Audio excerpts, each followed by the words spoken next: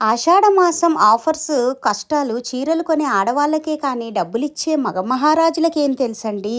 చీరలు కట్టము అని తెలిసి కూడా ఆఫర్స్ అన్న ఆశతో షాప్కి వెళ్ళి సేల్స్ మ్యాన్స్ని ఈ చీర ఆ చీర అని సతమతం చేసి చీరలు తీసుకొని అందులో ఒకటి సెలెక్ట్ చేసుకొని ఒంటి మీద వేసుకొని భర్తకు వీడియో కాల్ చేసి మంచి చీరని ఎంచుకొని ఇంటికి వస్తాము.